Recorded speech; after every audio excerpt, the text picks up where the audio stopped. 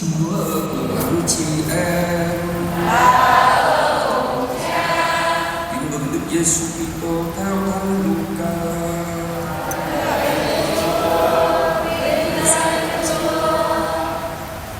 Bà Elizabeth có thai được 6 tháng thì Thiên Chúa sai sứ thần Gabriel đến một thành miền Galilee gọi là Nazareth, gặp một trinh nữ đã thành hôn với một người tên là Giuse thuộc dòng dõi của David. Trinh nữ ấy tên là Maria. Sứ thần vào nhà trinh nữ và nói: mừng vui lên, hỡi đấng đầy ân sủng, Đức Chúa ở cùng bà.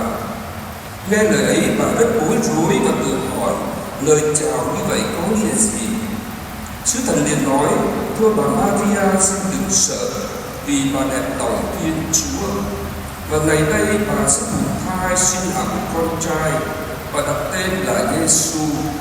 Người sẽ lên cao cả và sẽ được gọi là con đấng tối cao. Đức Chúa là Thiên Chúa sẽ ban cho người ngai vàng vua David bộ kim người. Người sẽ trị vì nhà Sa-cóp đến muôn đời, và triều đại của người sẽ vô cùng vô tận. Bà Maria thưa với sứ thần: việc ấy sẽ xảy ra cách nào, vì tôi không biết đến việc vợ chồng. Sứ thần đáp: Thánh Thần sẽ ngự xuống trên bà, và quyền năng đấng tối cao sẽ rợp bóng trên bà. Vì thế đấng thánh sắp sinh ra sẽ được gọi là con Thiên Chúa. Kìa, bà Elizabeth người họ hàng với bà tuy già rồi mà cũng đang cưu mang một người con trai. Bà ấy vẫn bị mang tiếng là hiếm hoi, mà nay đã có thai được 6 tháng. Vì đối với Thiên Chúa không có gì là không thể làm được. Bấy giờ bà Maria nói: vâng, tôi đây là nữ tỳ của Chúa, xin Chúa cứ làm cho tôi như lời sứ thần nói. Rồi sứ thần từ biệt ra đi. Đó là lời Chúa.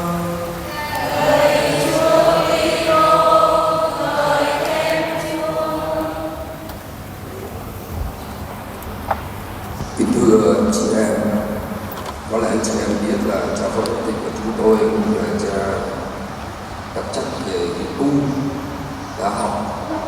Thì ngài cũng hay kể lại đó là nếu chúng ta đi đến các đền thờ dòng chúng thế trên thế giới như ở Roma, ở Bắc Răng của Manila, Philippines, hoặc là Novena của đường Con Sông của Singapore, thì chúng ta sẽ không thấy cả người lớp hàng hà chờ để mà tới chạm vào linh ảnh Đức Mẹ Cứu Giúp, mà chúng ta thấy là một đoàn người hàng ngày vài ngàn người họ tới từ nhóm nhỏ và họ quỳ cầu nguyện, họ quỳ nhìn lên mẹ. Như thế là một hình tượng, không phải để trả, như là một cánh cửa, không phải để chúng ta đứng xa nhìn vào đó rồi tới đụng vào thân cánh cửa đó, mà chúng ta đi xuyên qua các cửa. Mẹ nhìn chúng ta như là một ánh mắt vận vọng, và đó là ý nghĩa của linh ảnh của ai cần. Vậy gọi chúng ta và chúng ta đến, và chúng ta đến đi ngang qua các cửa đó, chúng ta sẽ thấy mình hoàn toàn khác. Trước khi đó thì mình mang nỗi buồn, những tổn thương, những vấn nạn, những lo toan, rồi trong đầu mình dâng lên cho mẹ. Nhưng mẹ nhìn thấy chúng ta, để mời gọi chúng ta đến, và chúng ta đi qua cánh cửa đó sẽ trở thành một dân phục hồi căn tín của mình, một dân được phục hồi một niềm hy vọng.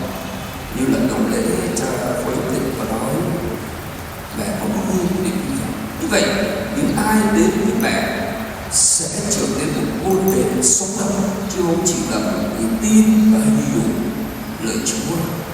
Bởi vì chính mẹ cũng sẽ đã là người mang lấy niềm hy vọng khi mà được thiên thần Gabriel ngỏ lời, và mẹ đã trở thành môn đệ đầu tiên của Chúa Kitô, một môn đệ được biến hóa kế hoạch của Chúa qua cuộc đời của mẹ.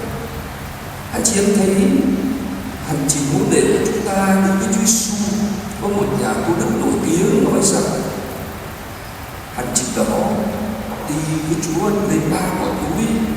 Ngọn núi thứ nhất đó là ngọn núi 8 phúc hay là 8 phúc hay là chương 5 Bắt Nêu, gọi là ngọn núi lời hứa. Những ai sống lời của Chúa dạy đúng như thế thì sẽ được lên thiên quốc vinh hải. Ngọn núi thứ hai là ngọn núi Bích Hình, Tabor, người ta gọi là ngọn núi cao vinh quang trước. Và ngọn núi thứ ba là ngọn núi mà chúng ta vừa với Chúa vào sau đợt năm vừa qua, đó là ngọn núi Sỏi. Núi Sỏi gọi là ngọn núi Ô Liu, đó là ngọn núi cánh cửa mở ra. Vì chỉ qua cuộc khổ nạn và chết phục sinh của Chúa thì chúng ta mới được vào thiên quốc. Ta nhờ Chúa Giêsu, trong Chúa Giêsu và với Chúa Giêsu ta mới được cứu độ. Và như vậy cánh cửa tự nó sẽ làm cho người ta bước qua và thay đổi. Và đó là căn tính của mẹ Maria trong biến cố truyền tin. Khi mà tin Chúa đã ngỏ lời và nhảy vào khoảng khắc đối với mẹ, một khoảng cách tuyệt vời trong lịch sử khi ngỏ lời với mẹ. Và chúng ta thấy là mẹ gì bối rối chứ, hoang mang. Mẹ hỏi là không phải là hỏi lại để rồi thoái thác, mà hỏi là cách nào xảy ra cái câu hỏi không thể xảy ra được. Nghĩa là mẹ hỏi, đối thoại và phân định. Cuối cùng mẹ đi đến quyết định, đó là thưa lời xin lỗi vì ai. Và chính lời xin lỗi đó mẹ trở nên vấn đề. Bắt đầu từ đó mẹ cả một cuộc đời theo Chúa Giêsu. Mẹ đi đồng hành với con của mẹ ở khi cao giảng và những là người Giêsu-ma-đi của khổ nạn, ngồi lên trên đồi lê. Những giây phút khó khăn nhất mẹ đã nhìn diện ở đó. Mẹ kinh nghiệm ở trên đỉnh đồi Can Lê con của mình chết tất tử, nhưng mà trong niềm hy vọng sẽ sống lại. Như là khoảng khắc mà mẹ được Thiên Thần đã lên, đã ngỏ lời ở đứng đầy ở Giêsu. Một khoảng khắc mẹ luôn tập trung, tha thiết khao khát và không bị chi trí bởi những cái hoàn cảnh khác. Một khoảng khắc chỉ có mẹ với Thiên Chúa, và mẹ đáp trả bằng lời tự nguyện, sẵn sàng vâng phục. Và chính cái lời đáp trả đó trở thành một môn để hoàn hảo, và đó là đức tin sống đạo. Anh chị em sẽ thấy trong tuần bắt đầu phục sinh, chúng ta vừa nghe nói đến 14 tràng đảng thánh giá và sự thương khó của Đức Mẹ, mà chúng ta quên về những tràng phục sinh. Đó là trong phục sinh này, những nơi thời điểm mà Chúa Giêsu hiện ra, và chúng ta thấy gì các môn đề hoàn toàn thay đổi. Nhút nhát trở nên căng thẳng, người khép kín ở trong phòng trở nên tung ra để đi hoàn toàn tin mừng. Những người cảm thấy mình vẫn không có giá trị trong kế hoạch của Chúa để trở nên một quà tặng cho nhân loại. Và đó là một môn đề sống lại. Vậy hóa ra ta đến với mẹ Maria, ta sẽ thấy mẹ vẫn gọi và mẹ luôn luôn ôm lấy chúng ta, để mẹ đồng hành với chúng ta, để mẹ dẫn dắt chúng ta, vì mẹ là người môn đề đầu tiên hiểu được thế nào quyền năng của Thánh Thần làm việc trong cuộc đời của mẹ. Cho nên trong cái trình thuật chiến tin nhận thấy phủ bọc Thánh Thần. Mùa phục sinh, anh chị em thấy biến đổi hoàn toàn. Một giáo hội sơ khai được quyền năng phục sinh của Chúa biến đổi. Một lời sao giảng của Thánh Phêrô kéo 3.000 người theo đạo. Mỗi người chúng ta đặt lại xe và sống trong cuộc phục sinh này với một tâm thức nào, với một thế nào là người môn đề. Phải chăng chỉ là tự nhiên đến cố quá khứ, phải chăng chỉ là trung tín với một số lý luận, mà không phải là một môn đề sống động và hiện thực hóa sứ điển của tín ngưỡng. Một người chứng nhân theo về mạng xã hội thì là chứng kiến một sự kiện, nghe một lời nói, và khi được điều tra thì ta phải là chứng có nghe lời nói đó, kể lại sự kiện đó. Còn chứng nhân trong đời sống thiêng liêng và đức tin thì phải làm cho sứ điển mà chúng ta nghe nói hiện thực hóa và là sống động và hiệu quả. Và đó là người môn đề. Nơi đây chính mẹ cho chúng ta điều đó. Mẹ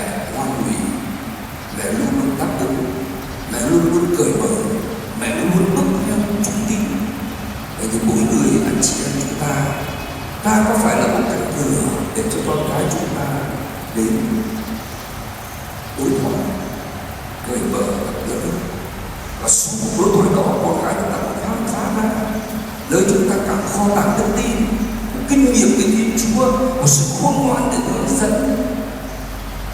Ngày hôm nay truyền tin, chúng ta lại nhớ đến phương tiện truyền thông ngày hôm nay. Biết bao nhiêu con cái của chúng ta cũng vào cửa ngõ, nhưng mà cái cửa ngõ đó dẫn đến những trang web không hay, làm cho con cái chúng ta mù mị và đi vào cái hỗn trận, rồi dìu kéo chỉ nhẹ cái cuộc đời của họ xuống. Họ cảm thấy tất cả trống trải. Thì đến với chúng ta là cha mẹ, là những người đi trước, ta có mở cho chúng thấy ta có cửa để có điểm hy vọng, ta có mở cho chúng thấy nơi chúng ta chất chứa một sự cảm thông. Ngày mai nên chị em sẽ lắng lẽ lòng cho sông Hương. Các chị em cũng thấy thằng Tô Ba cũng bước vào cánh cửa của phòng hội. Trước khi đó thì với một lòng cất tin không thể dám tin. Trước khi vào hội chúng ta thấy ông được biến đổi bởi vì Chúa Phục sinh hiện ra với ông.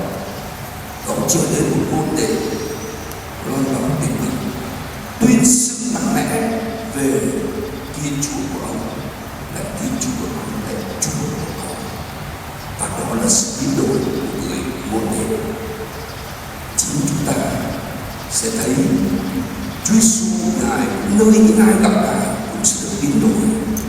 Chị nhớ lại bà phụ nữ ở giếng Samaria, bà chất chứa. Trước đây bà trống trải và bà lấp đầy cái khát vọng đó bởi những người chồng hoặc là những thú vui mà thể hiện lên các người chồng đó. Nhưng mà khi gặp Chúa thì bà thấy Chúa không có soi mói quá khứ của bà, Chúa không có ngăn trở bởi cái cách của bà có định kiến về người Do Thái. Chúa giúp bà vượt qua và Chúa mở ra một chân trời mới mà bà khám phá nơi Chúa Giêsu, người này cho tôi một cách thờ phượng mới, mở ra cho tôi một sự trọn vẹn và tôi không còn cần họ ước nữa. Và bà đã quay trở lại để loan báo tin mừng, một sự biến đổi trong sự gặp gỡ. Hay là chúng ta thấy những người Samari nhân hậu, ông ta vượt qua những định kiến của thể chế tôn giáo bởi ông bị lay động ở trái tim và ông đã cúi xuống để chữa lành người bị nạn bên đường. Thiên Chúa dùng những cái rất bình thường, nào là dầu, nào là gạt, nào là những cử chỉ thân thương đó để chữa lành người bên vệ đường. Và chị em biết hôm nay trước mặt chị em cũng có những thầy học viện có thói quen để yêu mến các mẹ của chúng yêu các cha, cũng là một cách đào tạo nên trái tim nhạy cảm. Một trái tim mà hôm nay chúng ta thấy là Đức Mẹ đã nhạy bén với tiếng gọi của Chúa để mà đáp ứng. Một trái tim luôn luôn được đào tạo nhạy bén với nỗi đau của thế giới, như là những ai mà chúng ta đã tới mẹ của Chúa mang đến chất chứa nỗi đau của thế giới trong chỉ của riêng mình, để rồi chúng ta xin mẹ, chúng ta sẽ trở thành một dân của niềm hy vọng, một dân của ánh sáng mới. Và đó là chính Chúa Giêsu trong Evangelium Luca đã nói: ta đến để nén lửa của ước gì, lửa ấy cháy bừng lên. Vậy xin cho mỗi người chúng ta đến với mẹ như thể trao cho mẹ một vòng gai, và vòng gai đó là những bận tâm khao khát, những tổn thương, những đau khổ, những bất tật. Nhưng chính mẹ sẽ trao lại cho chúng ta một nguồn cứu độ là con Thiên Chúa.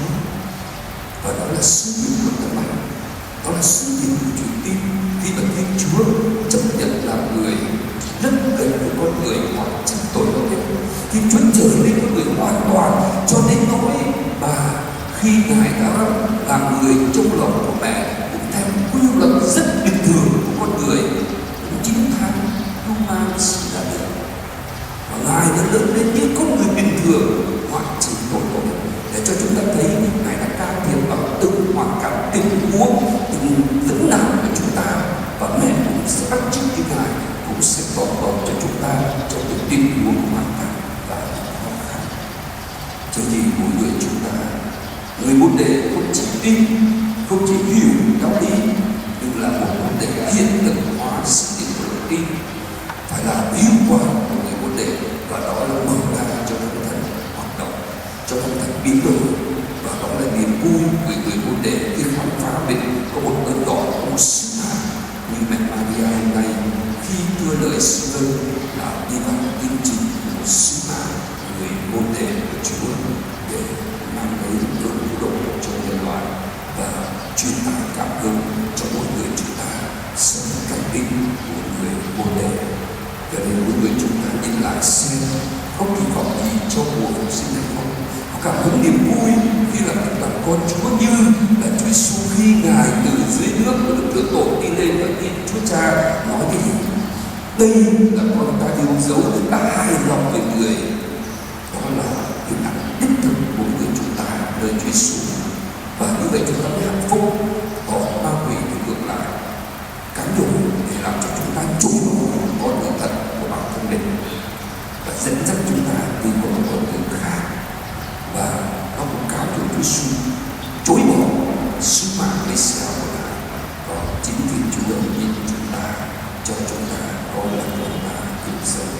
Và nếu chúng ta cảm được cái lời nói đó, cảm được ánh mắt đó, nhất là ngang qua mẹ Maria cho chúng ta kinh nghiệm đó, thì chúng ta sẽ là một môn đệ tuyệt vời.